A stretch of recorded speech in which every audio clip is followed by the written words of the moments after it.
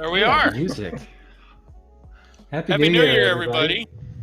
Yeah, Jason, Happy New Year to you. And Happy New Year to batting leadoff guest, first guest of the new year, first guest of the non-2020 disaster year. Here's to the new improvement year of 2021. Hopefully 2020 wasn't just the, you play a video game and you start off at the intro level and it's the instructional level. I'm sure there's an actual name for it. Hopefully that's not what 2020 is. And now we're getting into the main part of the game in 2021. But welcome, Bob and Julie. Bob Ridolfi. It's a lot of responsibility you're putting on Bob and Julie to yes, if this the year we have to start off on the right foot. Oh, if things go the wrong way, it's not your downhill from there. Yeah, I'm not sure this is the bar you want to set.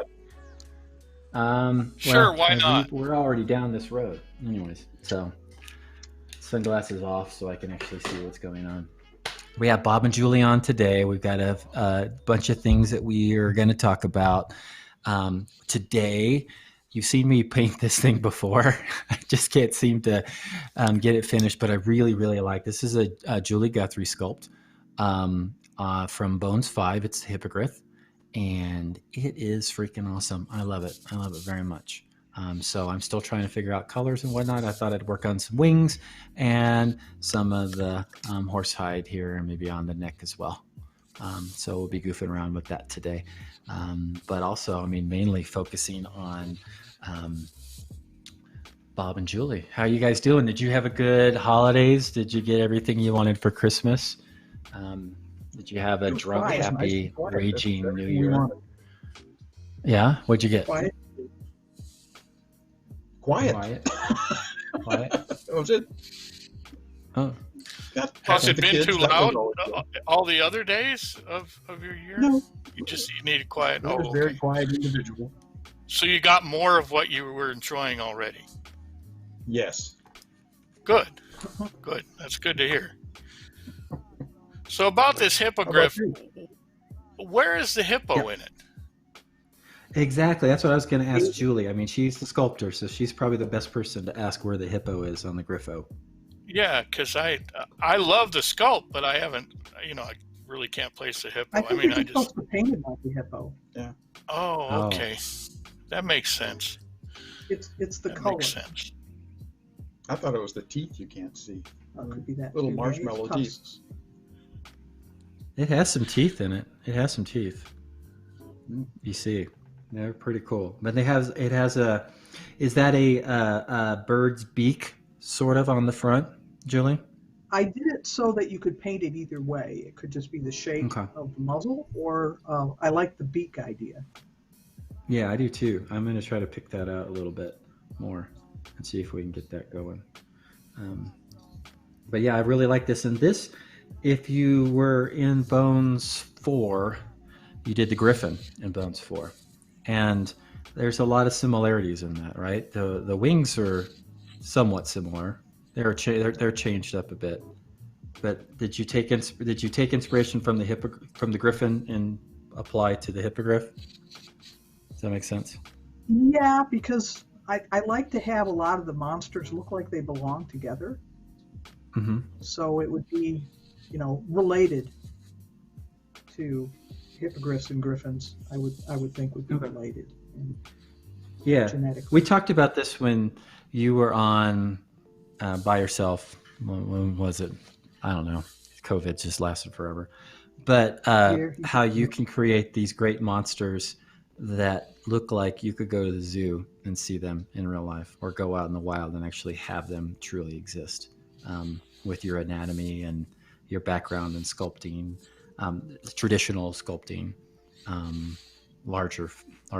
What am I trying to say, Jason? Help me out here. Mythical creatures? Yeah.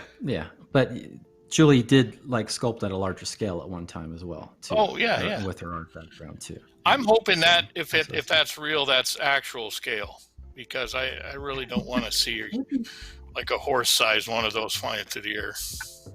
I don't know about you, but what if it was friendly? You could ride it. I wouldn't care. That'd be all right. It's too big. You wouldn't care? Too big? Well, yeah. And for scale, since I still don't have a Sir Four scale, what do I have? You had one a couple weeks ago, didn't you? But then I got blasted because it wasn't the real thing, so I don't know what I did. Oh. He wasn't actually a Sir Four scale. He was another one of those knights that were from that warlord thing. I don't know. Oh, I got this. What about? Okay. Here's She's opening a miniature just to show you. There we go. Yeah. There's the size comparison. So pretty big. You're right. So yeah, this that's is a nice scale. I like that. Yeah. Vance Treadwell Ranger. I guess he was December's or January or November's miniature of the month back in the metal days. So. There's that. So it wouldn't look horrible even with a rider on it. No, About the you right could put scale. one on there. Well, I don't know where you'd put their legs. You'd have to drill some holes and then have the legs come out maybe. Right? Or they could stand on top. Yeah. I just cut the lower part of the leg bar and stick it under the feathers, so it would be behind the muscle attachment. Yeah. No, definitely. All right. My most recent Julie creature. Just seeing if there's. Oh, well, let's do shout outs for folks, and we were going to do some birthday wishes today too. I see Rhonda's on. I see Greg Zuniga's on. Rings is on. Dave, Lord Dave is on. Hey, dude. Trashorama is on. Thanks for the holiday wishes, Trash, in your own way. Ursa Minis is on. Twisted Doma, if I haven't already said, on. And Moon Clum Mini. So thank you, everybody, for watching. It's always great. We're already up to 75 people, and it's still early, so that's super awesome, especially since we don't have Bob and Julie logging in. They usually log in for about 20 people for us every time, so that's always much appreciated. But I wanted to throw it over to Jason. Hey, we throw it out all the time. If you want to log on, if you can log on more than once, please do so. Please help support our. Yes, all your sock accounts need to be coming to this show on Twitch. Train wreck of a show. Well, maybe not all of them, but the ones that are legit, the ones you can show in public. So, Jason, you wanted to do some shout outs? Well, I did. We're having trouble getting someone in the chat for me to wish a happy birthday to. Oh, are we waiting? I was waiting so he could hear it. One person I do know that I don't know if he's in chat or not, but it is Joseph Wolf's birthday today. Who has written quite a bit of the background materials and run quite a few games at ReaperCon. Definitely a very talented guy. And let's see here. Let me look and see who's in the chat. The other person whose birthday we wanted to say happy birthday was Tom Dushkowitz. Dogfather 1. And I think everybody remembers him from ReaperCons and almost all of our different social media accounts. So happy birthday to you two. In the future, we're going to have a little birthday bus, I think, that's going to go across the bottom and make a big spectacle of it. We just didn't have a chance to get that programming in yet. But we're going to try to wish happy birthday every episode to somebody. So if it's your birthday on a Tuesday, and you see the notification come across, make sure and get a hold of us and let us know it's your birthday. Yeah, and you send us $10. I forgot about the $10. Yeah, don't forget about that. Ooh, I see. Is Rusty Nails on? Rusty Nail? If that's the Rusty Nail I'm thinking of, that's a cool dude. He's a really, really good painter. Paints really great large-scale horror figures, Bob. He's been to one of the past ReaperCons, either the last one or the one before. Super fantastic painter, and I love the big scale that he did. He did some Frankenstein or some horror movie kind of stuff that was just fantastic. So if that's Rusty, if it's not, I'm sorry. If it is, thanks for tuning in. I love your stuff. All right, so Bob and Julie, what are you guys working on right now? What's something you can tease that you've been farmed to by Ron that you're super excited about? Anything? I don't know if we can I tease don't anything at know if we all. can tease anything at all. No, can't tease anything. Just more of the same. Just more of the same. Typical pieces. Yeah. We have a lot of green on our desk right now. Yes. So is this green something for just general production, or is there maybe that's something that's in the works, some kind of larger scale Reaper production that might go out on a crowdfunding kind of thing? Maybe it's wherever Ron wants to stick it. Wow. That's where it ends up. I know, right? Great TV happening today. Well, we're working a little again on this hippogriff, and I'm sorry, Bob, I don't have one of yours. I've been having trouble with this vMix, throwing stuff through OBS onto vMix and doing a call that we can get everybody on video, getting good resolution with the smaller figure. So I thought I would go back to something a little bit bigger and show it off. But so that's why we're kind of going with this one today. But I owe you one, Bob. The next time we have you guys on, we'll throw up one of your figures as well too. But I did. If you want to show. Well, it occurred to me when we set this up that you. we've actually got three sculpting entities in Bob and Julie, because we have Bob Ridolfi and Julie Guthrie, but we also have Phoenix Studios. And quite a few of the pieces I've seen are Phoenix Studios. Phoenix Studios? What's Phoenix Studios? Yeah. You want to I've never heard that? of Phoenix Studios. Do you want to? Well, actually, the Phoenix Studios kind of came about when we were originally doing a lot of work for the toy companies, because the deadlines were so tight. Neither one of us could do one whole figure without some help. There were so many things we had to juggle because we each have our strengths and our weaknesses. So we started just doing that because the guys at one of the toy companies, and I'm not sure I should mention which one, when they run into a problem, because we had been in so many industries and knew how to do so many different molding techniques, and we understood a lot of the processes, their catch line was, well, let the guys in Phoenix do it. And then it got to the point where they're just saying, let Phoenix do it. So we kind of adopted that. And then when Ron came to us during the, years ago, they had the Exalted line that they did for a while. Mm-hmm. They had a whole bunch of figures that they didn't have anybody slated to do, and they needed them really, really fast. So just as kind of an inside joke, we put Phoenix on it because it was the same kind of deadline crunch that we had with the toy companies. That's that. Well, you've worked other pieces together more recently, haven't you? Yeah.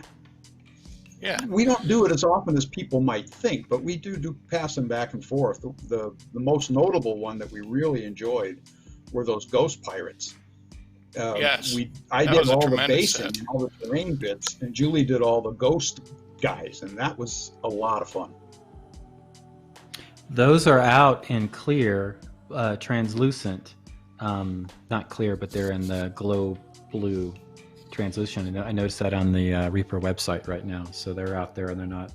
Cool. They're out there in general release at this point. And those are really fun sculpts, and you two partnered up really well. Yeah, I have a few of those actually in metal for whatever reason. I got a hold of those. I want to paint those up because those are just a ton of fun. But I would like to do them. I think you have masters of those, if I'm not mistaken. Yeah, that'd be nice. Yeah, I'd like to do like a glowing, ghostly kind of effect with those, like the translucent, but actually translucent with the C. No, translucent, and kind of get that effect with it. So nice. Yeah. No. People asking about the hippogriff. Oh. It's on the Greek expansion, Bones 5. It's in the hippogriff. It's a great expansion to buy into. Hippogriff is just one of many great things in there. Go ahead, Jason. People were asking just if you could name any of the toy companies you've worked for. I don't know. Oh, sure. I know what they are. Maybe I can name them and you wouldn't get in trouble. Yeah. No, you go we've ahead. worked for Hasbro. We've worked for Mattel. We've worked for Tyco. We've done work with Matchbox.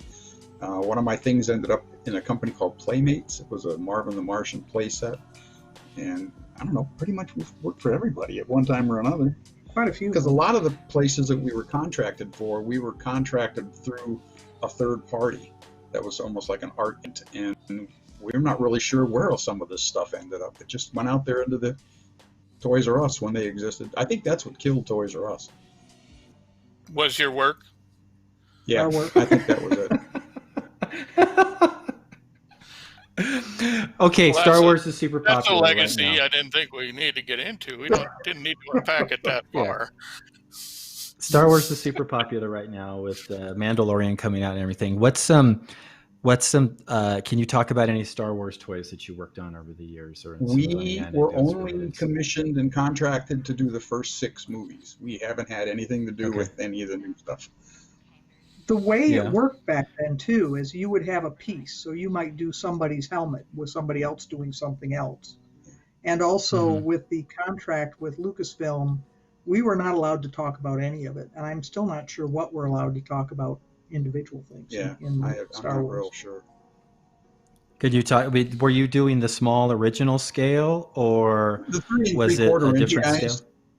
And then there was one set that came with little holographic miniature guys that were, I don't know, what, 54s? Yeah, 45. Yeah, kind of clear little guys that were packed in. We did a bunch of those, and we worked on some of the board game Star Wars bits. We did a lot of the accoutrement with the 12-inch dolls. Yeah. And then I can't remember. There's so much of it. It's hard to remember. Well, I heard you guys worked on some G.I. Joe stuff. Is that right? Did you work on Indiana Jones as well? Yes. Yeah, did Indiana Jones. The Akator Tower playset, we kind of designed that. They sent us a blank buck, and we designed all of it. It was kind of fun. We actually did concept art for that. They wanted us to send them in some ideas we had for what the tower body was going to look like. So we got all our archaeological books and sent them some drawings, and they said, okay, do that. The toy was done before the movie was, so it really didn't look anything like what we expected it to. No. That's neat. Which happens quite frequently. Yeah. We had that happen a lot with a lot of the movies because they wanted to have the stuff released concurrently with the movie so they could, cash in on the initial surge. So we would get stuff a year and a half before the movie came out. Well, Jason, you've worked for the toy companies. You know how that works. And I've worked. Okay. I haven't had much of it hit. I seem to be more in the R&D stuff. I did a lot of pitch pieces. We were too.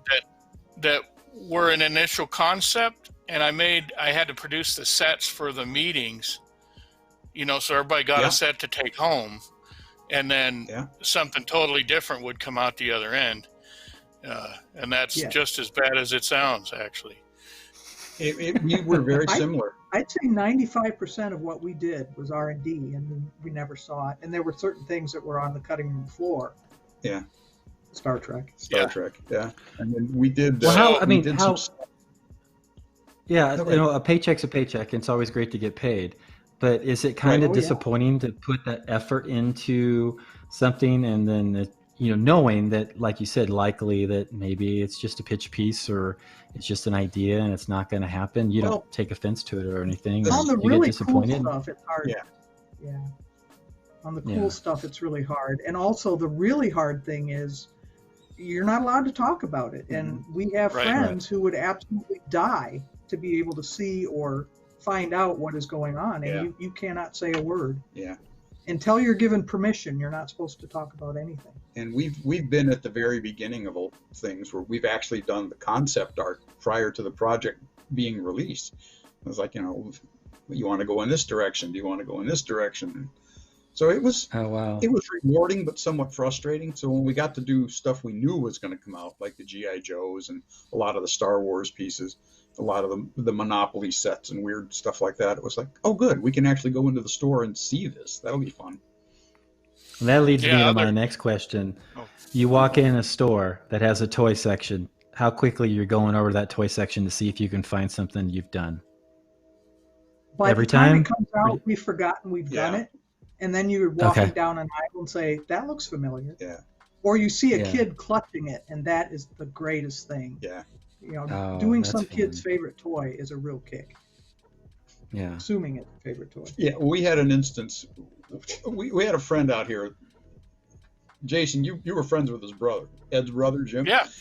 He got us into metal detecting years ago. So he says, well, let's go over to the school. They're going to be paving over part of the playground. Let's go metal detect and see what we can find there before they pave it over. We said, okay. So we're out there dinking around with the metal detectors, and I get a pretty strong signal. So I dig down about an inch, and there's this little metal miniature of one of the guys from the little Jurassic Park play sets. And it was the one that I sculpted. And I thought, okay, now I have to decide whether this kid loved this thing, was playing with it, lost it, and went home crying, or hated it so badly he buried it so it would be covered over by concrete.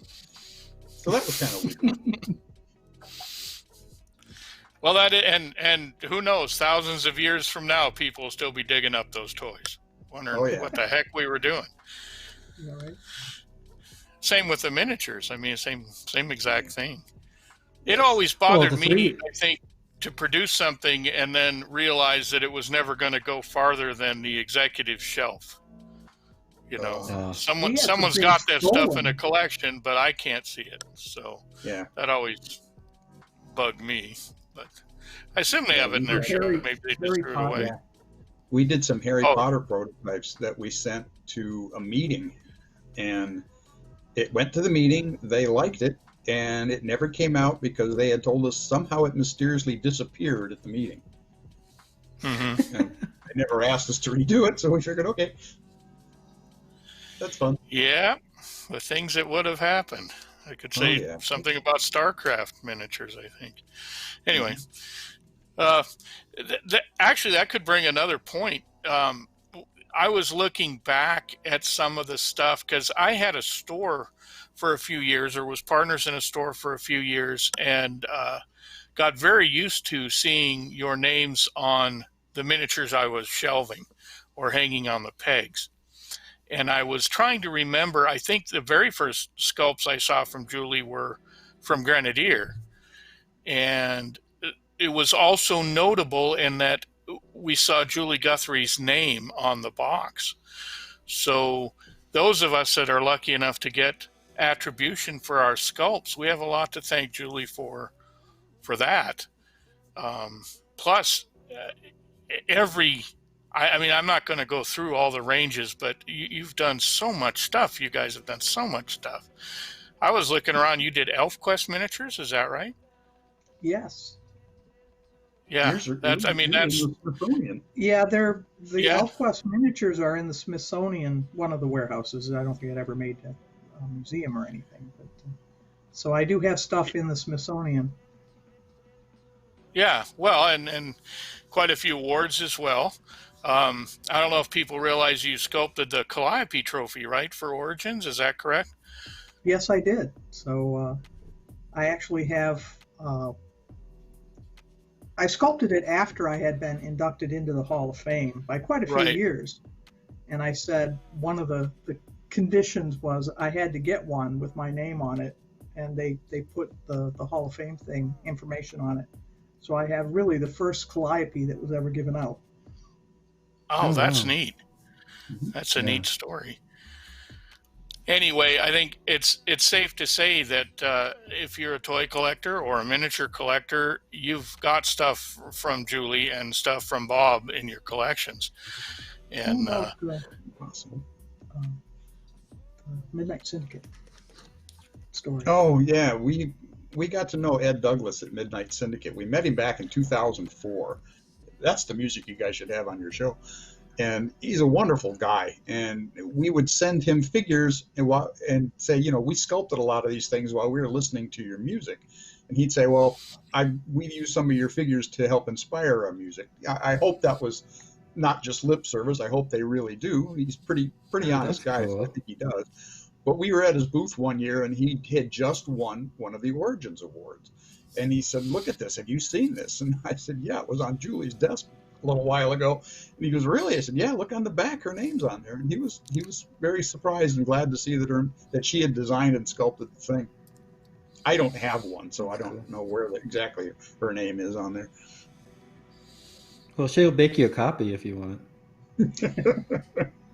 I can just look at her. We also had EverQuest was another one. Yes. I know you guys had sculpted for. Rauparth and Grenadier, Ironwind, Castle Creations, Perrin Miniatures. There's just so many. Stranger Things. The Demogorgon, of course, was John Dennett. But most of the other miniatures in Stranger Things, I believe, were Julie's. Really? That's the first we've heard of that. Gene had the wizard. Gene had the wizard, but if you look at the shots where they're laying out the table, there's, I don't know, I'd say 5, 6 maybe your fantasy personalities, and in that era, wow. I'm not that good with nailing which one is which, but they're definitely. I mean, I can tell styles obviously, so I just thought that was pretty tremendous. Oh, that is cool. Thanks for letting us know about that. Yeah, I hadn't heard that.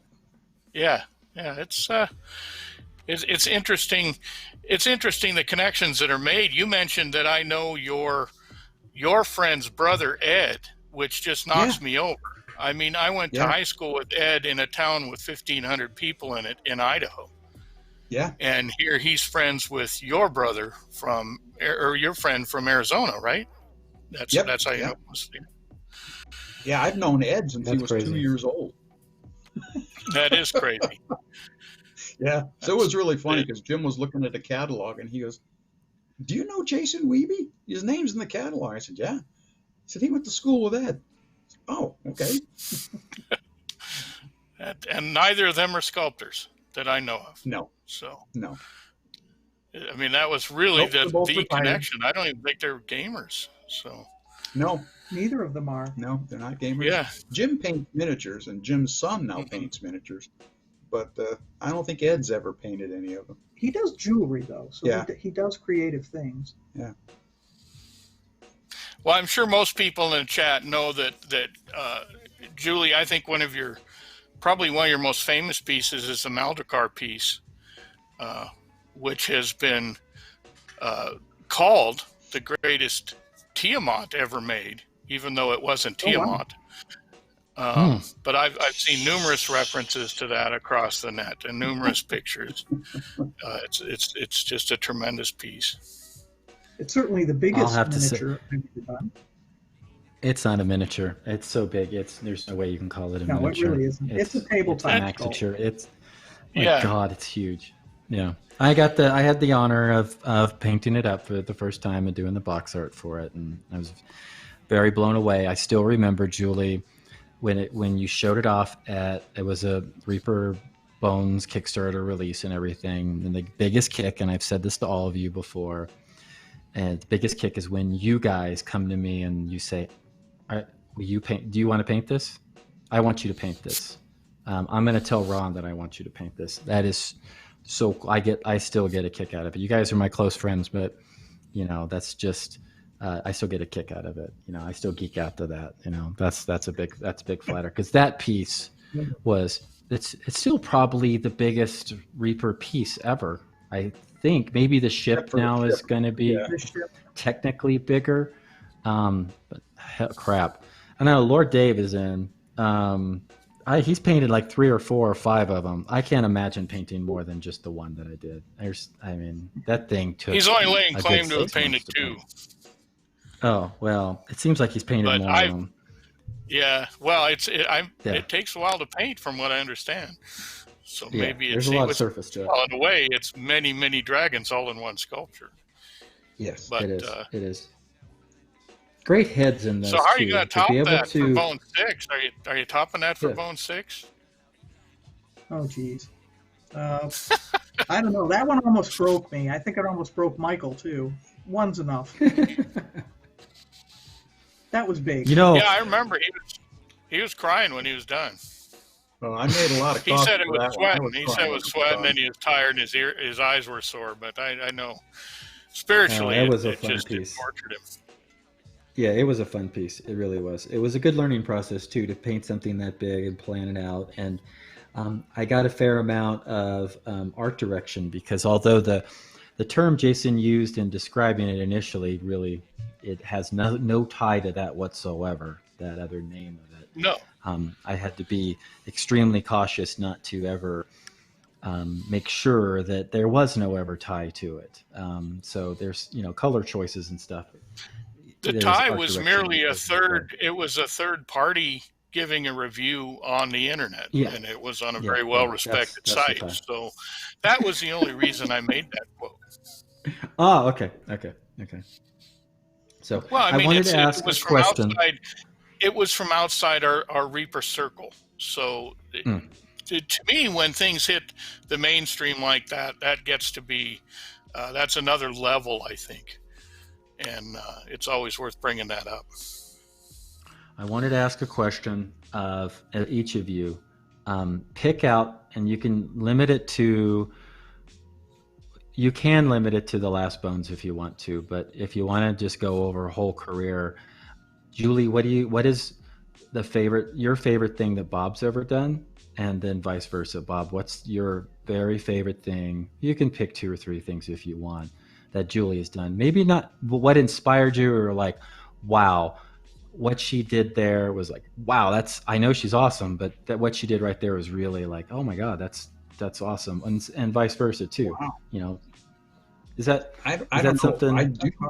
One of the pieces that she did that I had never even seen until her and I started dating was a grenadier vampire female.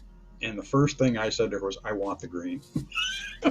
No, I gave it to you. That's right. Yeah. But you knew I really liked that figure. I still have a grenadier one in the package. And it's old school. It's really old piece. It's small. And it's still one of my absolute favorite pieces. Was that in a box set, Julie? Was that in? Just a blister. Yeah. Okay. It's in that drawer right there. Oh, is it? Yeah. I think some of that early stuff, especially Julie's stuff for Grenadier, transcends the old school definition. I think it's old school only in the size and maybe the mass. But, I've always thought, as far as I'm concerned, that Julie has a lot of artistic quality in her sculpting for such a small scale. It's something that I aspire to, but it eludes me. So kudos to that. I mean, her art is what got me into this. Sorry. Yeah, it's her. She's actually, I'm not sorry at all. I had no intention of ever being a sculptor, but I kept seeing her miniatures in our local stores. I don't know, Jason, you probably remember Flying Buffalo? Yep, I sure do. I went in there one time and they had a ton of it, and at the time it just said J. Guthrie, so I thought, oh, this guy John's pretty good, and I thought the figures were really great. And I guess the best thing I can say, and it's an honest thing, is when I painted figures when I was young, which was rare, I likely would do a diorama instead of painting a miniature. But if I was going to do something, everybody else's figures were the townsfolk, but if I wanted a figure that was the main focus, it was one of Julie's. And it was so different to me. It was almost like Renaissance sculpture next to gumball machine figures, if that makes sense. That to me, that's what the comparison was. So, wow. Well, you guys did quite a bit of work for Deadlands also, right? The Deadlands game over the years. Yes, yeah, I mean, 3 or 4 iterations of that game, if I remember right. Some of the early figures and then some of the more recent figures. Have both of your names around. Hell on Earth. Yeah, those are fun. Yeah, I seem to remember a robot that Julie did, which was surprising to me. Oh, the green mech. Yeah. Yeah, that was tremendous. Well, you used to do the mechs for Rel Partha in green. Yeah. Yeah. Not fun. So the BattleTech stuff? Yeah, the BattleTech were pretty tight. They were hard to do because a lot of times one view would look like it would go under, and you'd see a bit different. It looks like it went over. So we called them Escher drawings. So you had to kind of try to figure out what went where. And of course, that tight stuff, mechanical stuff, is not the best stuff to be doing in the green putty. Yeah. Yeah, it's almost, you almost want to figure out how to facet it. I mean, or smooth it out at the end. Mechanical sculpting is a whole different deal. Yes. Yeah. Organic. So we didn't hear what Julie's favorite sculpt of Bob's was, did we? Or I froze here for a minute, so maybe I didn't. Some of the things like that come from his nightmares, like Hecklemeyer, is one of my favorites. Gauntfield. Yes. It's hard to pick just one. Yeah, those are the kind of figures you're almost unsure about meeting Bob after you've seen those figures. So you have to get over that initial, oh, this is the guy that did Hecklemeyer, and then you can meet him. He's a great guy, of course, but you wonder times. I mean, I think they wonder about all of us that way, but no, that is tremendous. That applies to all of us. That's tremendous work. Yeah, everybody is talking. Well, now everybody's talking about Hecklemeyer. So, do you consider that one of your iconic sculpts, Bob? Yeah, I guess. Especially Gauntfield. I used to have nightmares about that guy when I was a kid, and I've always liked scarecrows, but that one was a recurring dream I had for years. So when Ron said he wanted the scarecrow, I went, "Oh, I got just the one," and they put him out. Did he pop up less times in your dream after you sculpted him? It kind of stopped around 14 or 15, having the actual dreams, but the image was still pretty vivid. Mm-hmm. So what kind of inspiration would you say you draw on for that? I mean, obviously there's your own imagination. I know you're a big Universal Monster fan. Oh, absolutely. Creepy, the older magazines, that kind of thing? Yeah, I used to like a lot of the old monster magazines. Because I don't see color well, I liked all the old black and white movies because, it was easier for me to see the details on things. And I would just like the atmosphere of the old Universal Monster movies. I have a really weird imagination, so the older movies were where the horror was more implied and you had to fill in the blanks, to me were scarier than the ones that they have now where they just bludgeon you over the head with it. Yeah, I don't like the jumping out at you movies. I've never. That just gets annoying to me after a while. But you're right. The ones where the suspense builds, the fear builds, the terror builds, those are the best. And I think you're right about the black and white movies. I see a lot of Bernie Wrightson influence, I think, in some of your sculpts. Oh, yeah. I like Wrightson quite a bit. Yeah. I think that the weirder the better. I mean, even a lot of the Japanese anime stuff. I mean, like Yasushi Nirasawa, he's got some really uncomfortable stuff. But a lot of the stuff that he does, some of the techniques I really like.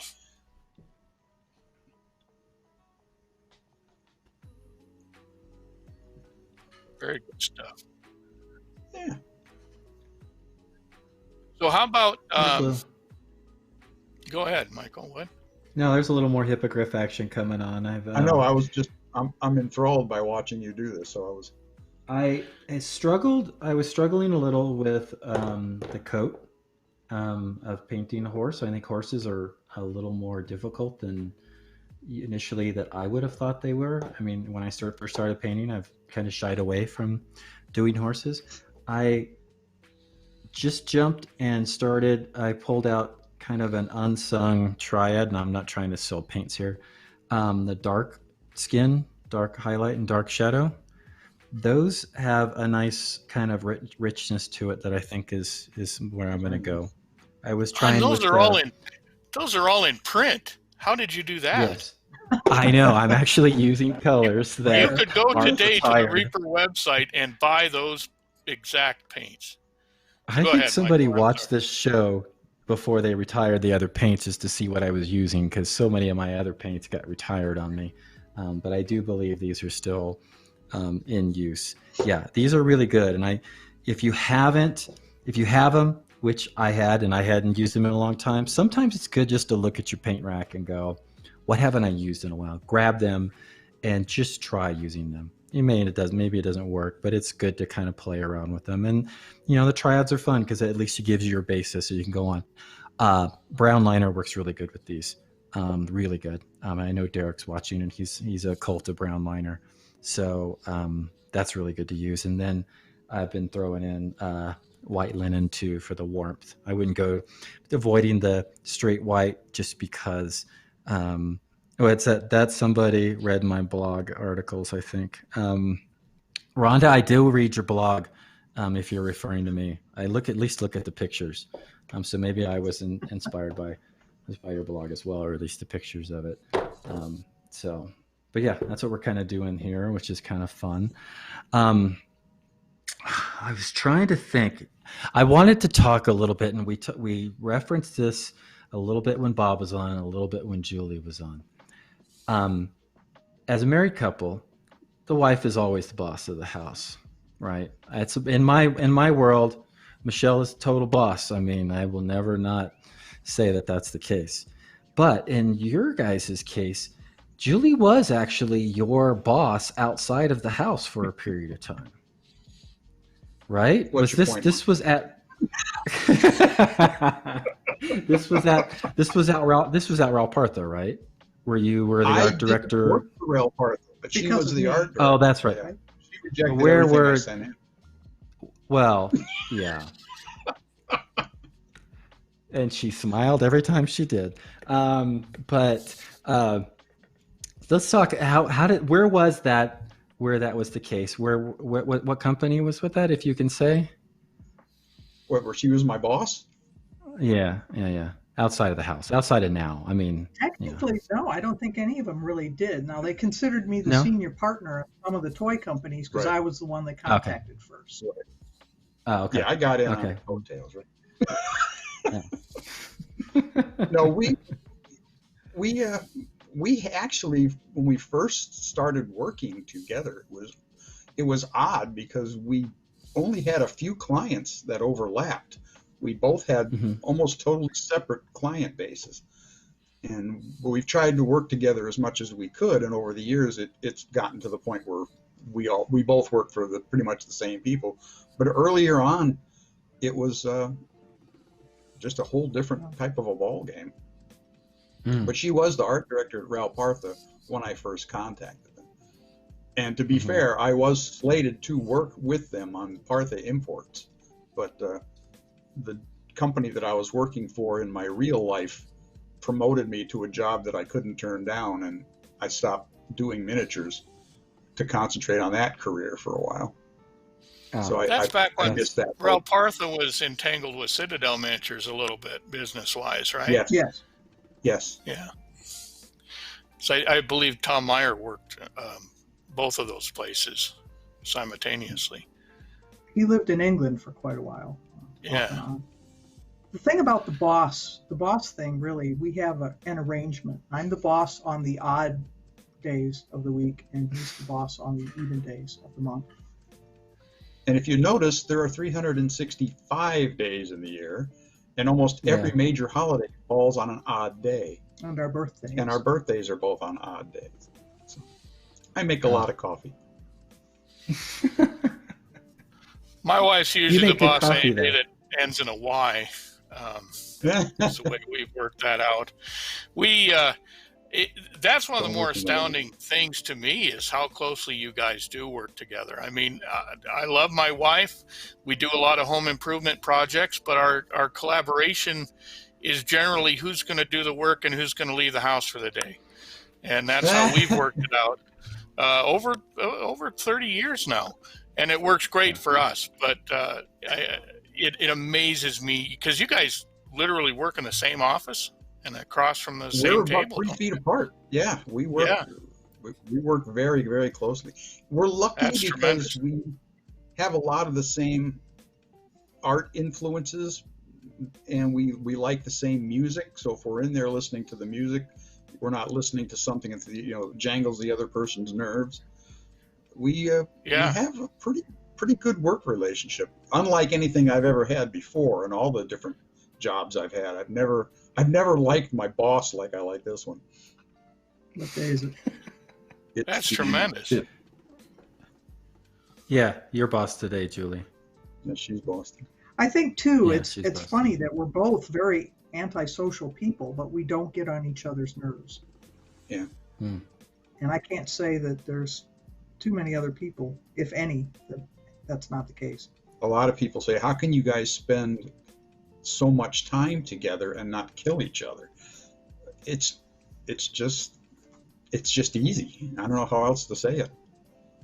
So it's not like you're just waiting to see who has a weakness or like a surprise attack when you might think you have the upper hand. It's not one of those deals. No. At least not yet. No. I've known you guys for a long time, and you work well as a unit made of two people. It's tremendous. Yeah. It is weird that you mentioned that, because a lot of our clients gotten to the point where they just consider us one person. When we had our separate clients, they knew we had different strengths and weaknesses, and they would call us up and they'd say, okay, let Julie do this part and you do this part. And then it got to the point where, here, you guys just do this. Okay. And it's weird to actually be thought of as one entity when you're two different people that have both had separate. When you combine, you almost lose each other. You know what I mean? You become this one entity. Well, there's a few that I know of in our wider industry, but certainly not a lot. I mean, a few artist couples that I know of, some brothers, the brothers Hildebrandt, for instance, one of them unfortunately is passed, but they do manage to maintain that working relationship, and it seems to strengthen the bond on both sides, working and personal. But you look at some of the successful teams like that, like you were talking about the Hildebrandt brothers, the Perry brothers, and several others that were out there.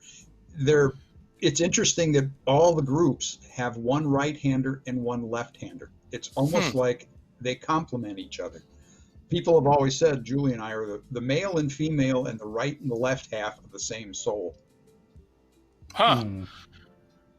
Well, that's nicer than saying you share one brain, I guess, like we were talking about in the green room. Yeah, that's true. She lets me borrow hers every once in a while. You're my memory. That's right. Yeah. Oh, Lord Dave says that Michael and Gene are kind of like that at ReaperCon. I'd have to take issue with that, Lord Dave. That's not even close.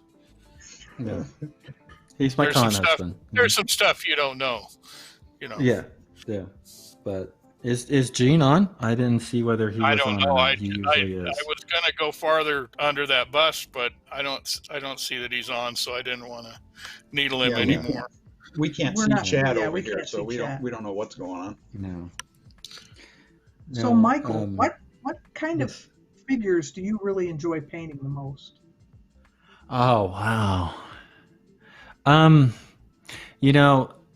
I was trying to put it simply. It would be character, something that's, if I'm just going and painting something on my own, a non-commissioned piece or whatever, it's something that stands out, something that's more unique, hasn't been seen before, a little personality, a little twisted darkness to it, something's just, I don't know, different.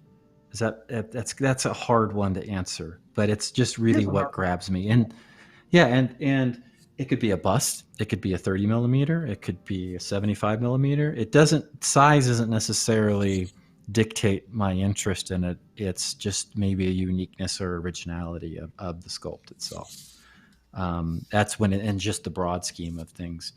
But it comes to, like, within our little Reaper world of that kind of subject matter, I'm really trying to I like to paint things that I haven't painted before. that's something that's like brand new. Or I'll give an example, like Black Sting that I painted beginning of 2020. I haven't really painted a wyvern of that size, and although I painted lots of dragons, when I approached it with the color scheme and everything, it was just a different take on it. So that's kind of I'm dancing around on giving a solid answer there, but it's really just what pokes me at that time. But even with that, even if it's something like a hippogriff isn't something like, oh my God, I got to go get another hippogriff for my line. This one is just a very unique and different sculpt. I haven't seen a sculpted hippogriff like this before, so it does give me interest to want to paint it. Because I've had this for, well over a year. And it was when we were down in Reaper, and I went into Ron's office and grabbed it off his desk saying, I'm going to paint this. It was when I was here, because that was one, I saw it, boom, and I grabbed it, and I wanted to work on this one, so I took it from him. So, yeah, that's kind of my convoluted answer. I do paint a lot of things that aren't Reaper, just as a break from things, just to try to keep my chops up and do some of the things and keep me interested. I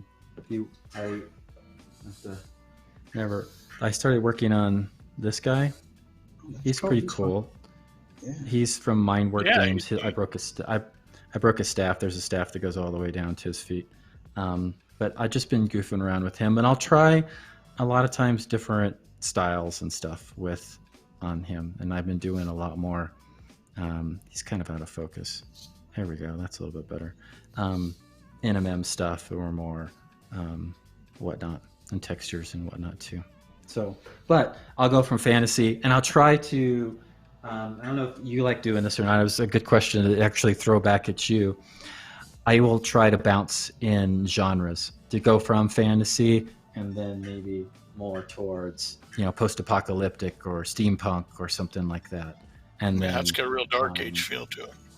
Yeah, and go into something different. Do you guys like to, when you have the opportunity, to go into a different genre that you may not have explored, as long as it's not mechs? I know that, Julie. But to bounce around. Bobby, you've done Deadland stuff, but you did a lot of stuff for the Chronoscope line as well. Is that fun to kind of bounce around with those?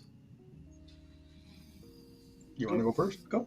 I really like doing terrain, so I like bouncing around between doing terrain pieces and fantasy figures. I don't mind doing sci-fi, or I've done so much movie stuff over the years that I don't do much movie stuff now, but I like doing likenesses of people, but I haven't had really a lot of call for that lately. But yeah, you got to add it up and change it around. If I could, I would do more terrain than I do people, but most people see me as a figure sculptor, where terrain was my first love. I would love to just I did model kits years ago, the masters for model kits, and I would love to keep doing that kind of stuff. Well, here's some terrain from the Bones Kickstarter. Yeah. I don't know if this is closed down yet. I forget even the name of their little expansion, but this is a great piece. This is a great piece, dude. You did such a really nice job on this. It's not just by itself. It's got this. And then you guys kind of collaborated on this set, didn't you? Did Julie sculpt some of the characters that are in this set? Or Christine Van Patten. Oh, it was that other one with the bones. Yeah.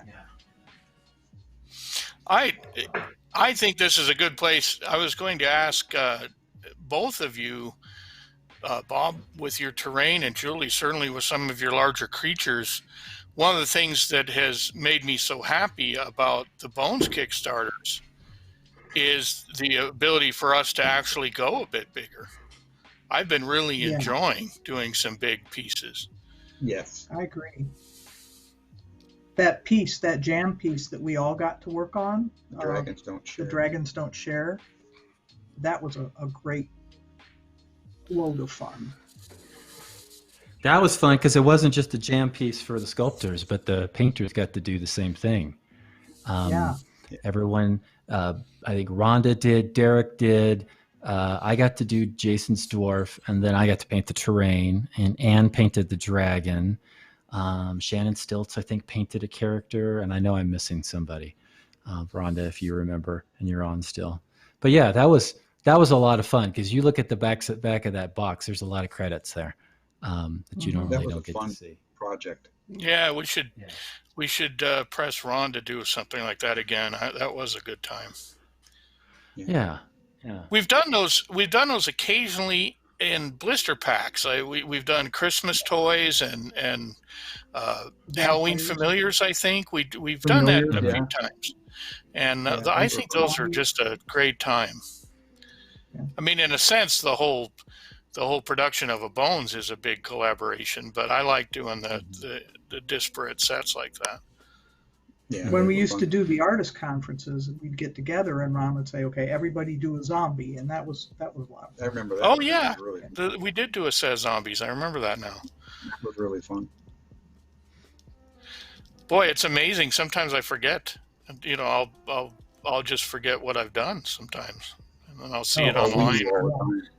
Yeah, that's why even on these interviews, you know, you ask us about stuff that happened. In our particular case, over 30 years ago. I don't remember. You know, I tried to. There's been so much water under that bridge. I blame our producer, Justin, for that. He was supposed to send you like a whole 50-page document with questions and all the stuff we were going to ask. But my external memory. Did you get your colored your M&Ms and your nut basket and everything that Justin was supposed to send you? No. Well, really? Okay, he dropped the ball again. Exactly. See, sorry. Our apologies. We pay to stock that green room, and somehow it never makes it to our guests. Never makes it to our guests. Just glad so we're going to invite it on. Yeah, well, we're going to have to definitely fix that. Well, we've been talking sort of off and on that we definitely need to have you guys back because we always get a 2-for-1 deal. And either one of you has more than enough sculpting and life experience to carry the show for us. So we do really appreciate having you on. It's fun. It is fun. It's kind of an interesting walk down memory lane for us, too. We miss seeing you guys in person. I like when we used to sit around the table there at Reaper, everybody in chat. I miss that. Yeah, I miss that too. But we're going to definitely make sure the next time we meet in person that we're going to have some meetings like that, I think. Whether they're on camera or not or whatever. But you get a lot. I don't know about, I don't want to say it for everybody, but I get a lot of fuel out of that. Oh, absolutely. I mean, I used to come back from a ReaperCon completely charged up and ready to go. And now I can get excited like that. It just doesn't. I need the input from my fellows, I think. Mm-hmm. I don't know. The stuff you've been doing lately is astronomical. You've really been just knocking. All I've been doing is copying you guys, though. I mean, that's really it. I just go, well, how would Julie do this, or how would Bob do this, and then I make a feeble attempt, and hopefully it gets accepted. No, we've been enjoying seeing stuff. Well, thank you. I appreciate that. That's high praise coming from you guys. Okay, I want to ask a hard question here. So, Bob and Julie, knowing Jason for as long as you know him. Bye-bye, Jason.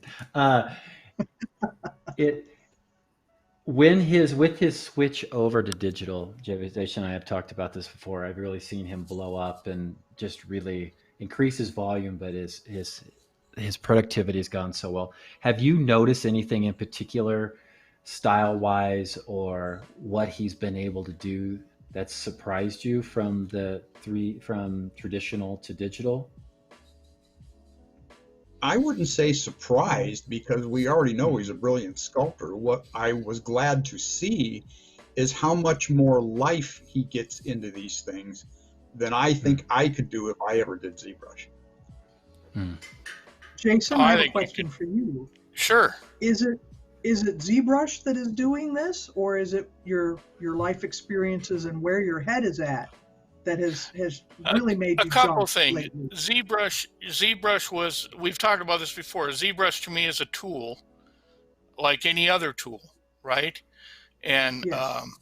I still value all my hand tools. As a matter of fact, the one I got from Julie is probably still one of my favorites. It's in my little tool pouch and is never far from my ZBrush sculpting. I think learning the new tool gave me a new outlook. There were some life experiences a couple years ago. I had some rough health issues, and I think that kind of gave me a new focus, gave me a little bit more energy.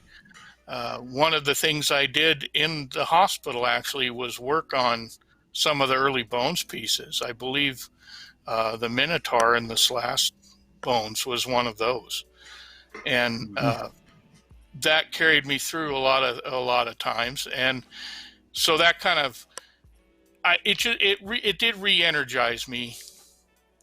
Not as well as I think meeting all of you at ReaperCon, but it did.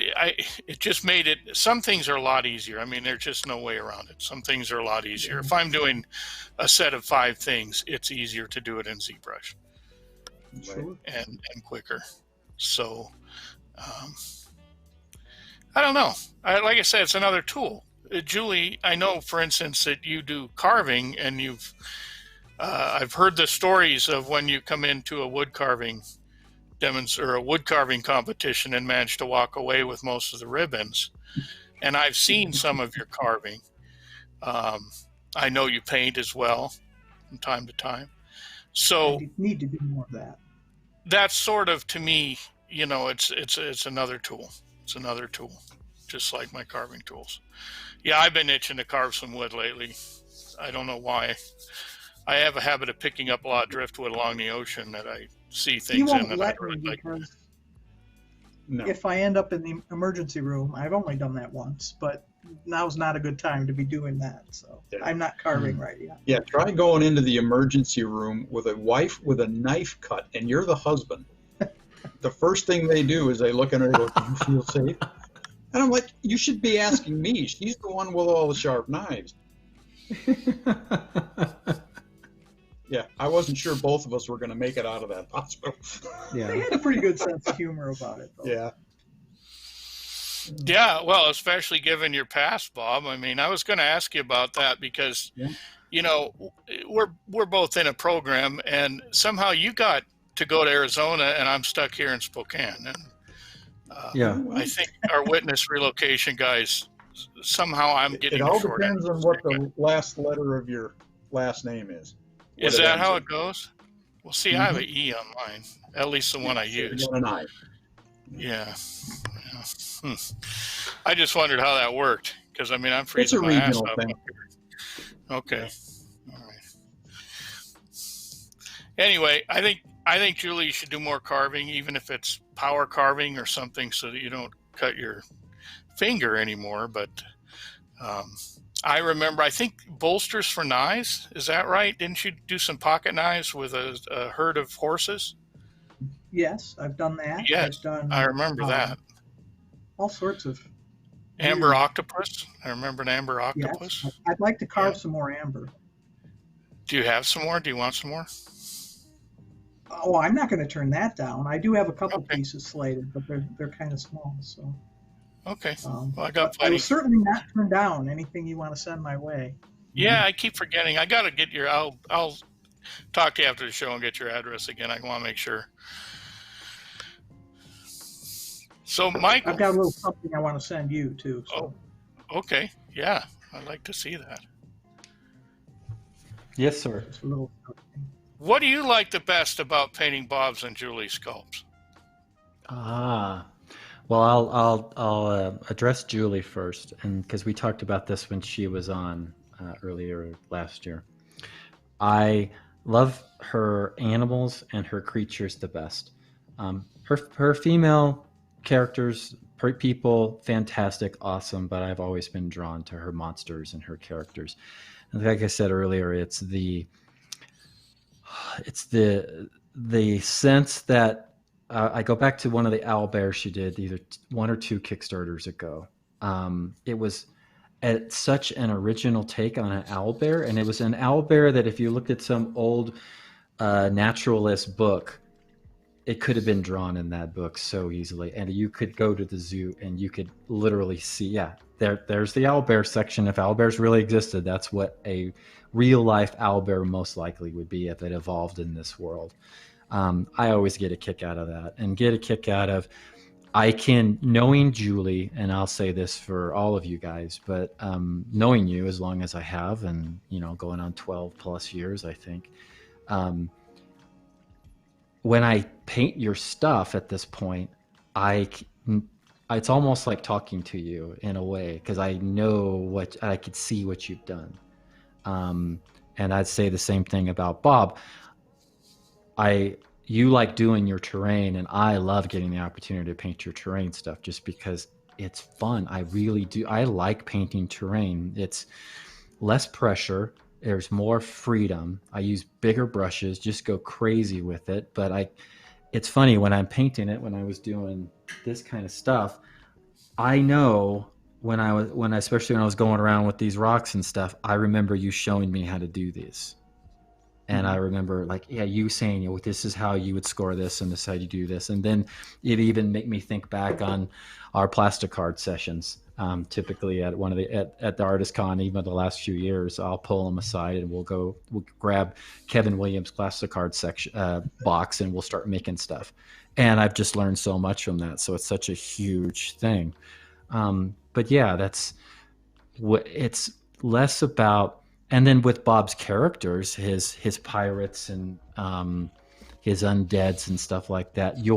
From this last Kickstarter, the Daugr, the Skyrim guys, right?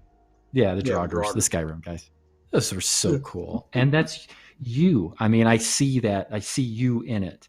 And I see when I like Julie stuff, and when even Jason stuff, so many times.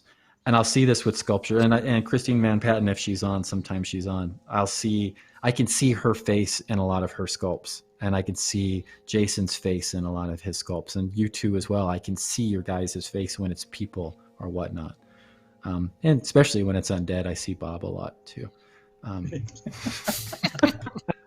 So do I. I just threw the bus in there a little bit because I was being way too nice for too long. But yeah, that's let's go under the bus, Michael. What are your least favorite things about painting Bob? No, I'm just kidding. I don't want you to answer that. That's probably someday. A list. Oh, there's been times, especially with a Julie dragon person sculpt or something, where the scales are so fine and minute and tiny. It's like, oh my God, can I just paint this black? Because I can't get any real highlights on this thing. They're hand sculpted. So it's, and you can't even get in there with a paintbrush. Yeah, but if I was, that's. No, it's fantastic. It's great work, and her dragon people from this last Kickstarter were a blast to paint as well. But I remember painting them going, wow, these are, they're not blown up on a computer screen, Julie's not cheating. She's doing this legit, and the rest of you guys are cheating. Right, Jason? That's one of the drawbacks. Absolutely. And anything that puts money in the bank fast. She doesn't have a Dragon Man tool paintbrush, a Dragon Man sculpting brush. It's a button now on ZBrush. You just hit that button and fully formed. It just springs to life, and you just sign your name on the bottom and send it to Ron. Right. I wouldn't mind having a scale brush, that's for sure. That's one of the biggest misconceptions about digital sculpting. You still have to be able to see how to make that figure work. Oh, crap. You derailed my whole train of thought there, Michael. Oh, well, never mind. That's my job, buddy. That's my job. Yeah, thanks for that. It was it was a question that had a lot of pith to it. I'm sure it was most likely going to be the best question ever asked on this show, and you just forgot it. It was going to be, it was just going to kick everybody's doors in. Well, we'll just have to have them back next time. I know. I'll have to write it down, and I'll send it to you so you're prepared. Since Justin dropped the ball on that this time, I'll make sure and send it to Bob and Julie this time. All righty. Well, it's a little after the hour. I want to thank everybody for tuning in. Of course, I want to thank Bob and Julie for jumping on with us again. We're going to have you on again in the near future. And as soon as Jason can remember his impactful question, we may have a whole show just so he can ask the most impactful question ever asked in the history of asking questions. We have the best questions, don't we, folks? No, but it was a lot of fun. It was a lot of fun today. It was a good kind of start for the year. Nice, the new year, relaxing, chilling out, and enjoying it, and hopefully we can get the vaccine out to everybody, and we can get back together, and we can see each other in person, give each other hugs, and go back to doing the in person. Stop being so antisocial. We're being forced to be antisocial now, and hopefully we can exercise that. It might be a little bit of a challenge to exercise those social muscles again. I know. I lost track of how to do it. Yeah. Well, this is kind of our socialization for the last 8 months. This is just the personal hygiene is going to be a challenge. So, hey, New Year's resolutions. Bob and Julie, did either of you have a New Year's resolution that you wanted to share with us, or have you had one that you've already broken on the 5th day of the year? My New Year's resolution was to be more social. I've just done that, so I'm done. Yeah. Perfect. Good job. I'm glad we could contribute. Yeah. Ding, ding, Actually, ding. Bob. I would like to paint what? Some more. Yeah, well, you need some more Sophie trophies, so you might as well start painting again. Yeah, I better get started. Yeah. I'd like to paint more. I've discovered that since I was painting for the last couple of years on and off, that it's actually helping to improve my color vision, which was a side effect I hadn't expected. So that's interesting. Keep exercising those muscles. Yeah, I'd like to see your guys' new entries for ReaperCon this year when we get together. Some spectacular dioramas again. Or I don't know, that Mouseling guy was kind of hard to top, I think. I've heard some things about some new greens also on the horizon that I'm anxious to see. Yeah. There's a few. I don't know how much we're allowed to talk about them, though. Yeah, Ron gets mad at us if we say too. I know. Ron's not watching. I'm just indicating my interest. Hell with Ron. Yeah. He's not on here. You don't see his picture on here anywhere. No, he's not paying attention. No, he's too busy. He's too busy he's in chat ignoring that blinking light. Yeah, exactly. Yeah. Jason, did you have a New Year's resolution? Basically, I was going to try to get out more. I also built a 3-string guitar. I want to learn how to play. Turns out I'm pretty good at building instruments, but I don't remember much about a guitar. And my last guitar had more than 3 strings, so now I'm lost. So. Okay. I built it on a shovel, though. It's actually pretty cool. Oh, it's a shovel? That's what I'll do. I'll get my 3-string shovel guitar, and we'll just play. I'll make the music myself. I'll make our bumper music. Well, and we have some music coming from your son-in-law. Yeah. I hope so. So, yeah, we're super excited about that. That's going to be He's a drummer, though, so you never know what there might be. Hey, that'd be fun. That'll be add to it. And so we're looking to... my other daughter's boyfriend plays a bass, a bass and a drum. That might be fun. Oh, Chrissy, it's talented. We can get our daughter to do the music. She's in a band. There you go. That would be good. We should just start pumping in music that we own the copyright for, then we can play it all we want. There you go. And if anybody out there in chat, we're still looking for an intro. If anybody, I forget who did the intros for the other shows. If anybody wants to take it upon themselves to come up with something that we can appropriately use, feel free. What do you mean by intro, Michael? I don't know. The intro to the show. Okay. Well, we were talking about music. I wasn't sure if you meant music or just the whole framework. Yeah, whatever. I don't want to stifle any creativity. We'll have to make sure that it's appropriate to show on Twitch and through the Reaper brand. But yeah, I mean, why not? It's supposed to be a community show. Again, the whole point of doing this thing was I wanted to take our artist con, our paint clubs that we did together, and do something where it's not just a show on me painting something, it's us hanging out and talking like we would do. So that's what we want to try to continue to do, and we can bring more people into the fold. I think that'd be great. Hey, Aaron Hartwell's on. Hey, Aaron, hope you're staying safe. I know you're frontline working, taking care of things, and we really appreciate that. So stay safe. And I think Erin got her shot, her vaccine. So I hope you did, because she's out there on the front lines taking care of people. But we're 15 minutes after the hour. I wanted to say thank you again, Bob and Julie, for joining us. Is there any parting information you'd like to leave with us, or any sentiments or thoughts for the new year? Just that we miss seeing everybody. Can't wait to get together again. Yeah, cool. Jason? What? Parting thoughts? Yeah, why not? Jeez. I was done with this show like 15 minutes ago. I don't know what you're coming to me for now. All right, no, Justin, are you there? We're done. Yeah. Yeah, we're good. We're good. All right. So. Well, it's been a wonderful show. Thank you so much. See you. Oh, no show next week. Sorry. What? First time I heard of this. I know. It's shitty of me to tell you now. But yeah, I got work stuff. It is. Week, so I can't do it. Yeah, it is. I'm sorry. Unless you want to do like a 30-minute show. I'll have to tell our guest. No good. Oh, who was that? It was the best guest, and I had the best questions. It was all lined up. You've crapped all over that. So.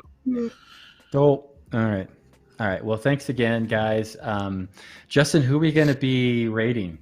We're going to be rating C-Not. Oh, cool. The sculptor. Actually, it looks like what is he sculpting today? I think we have Reaper Aaron, don't we? Friday. Do we have Reaper Aaron? Believe so. I'll talk to Frank and make sure, but I think pretty that sure was we the do. case. Yeah, I think that was the case. We are doing it. Doing it. I wanted to squeeze that in there. Oh yeah, I forgot about that. Oh, we don't even talk about the other shows anymore, though, do we? That's kind of lame of us.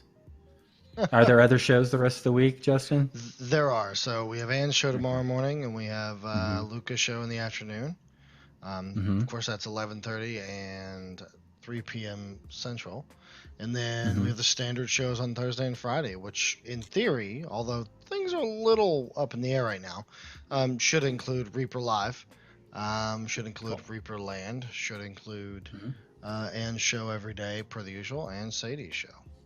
So, Awesome. Anytime you're curious on any of those, our offline screen has a schedule. I believe the schedule is also at the bottom of the stream, so it's all over the place. So cool. Thank well, you join us for Reaper Aaron. Bob and Julie, you going to be joining us on Friday? We'll see what our schedule brings, but we have tuned in every once in a while when we can catch it. Yeah. Watch us murder a bunch of stuff. It's fun. All righty. Well, thanks again. I know Jason's been done for 20 minutes now. We'll re-energize him for the next time we're on, and so we make it past an hour. And thanks again, Bob and Julie, and see you in a couple weeks. Well, thanks for having us. Thank you guys very much.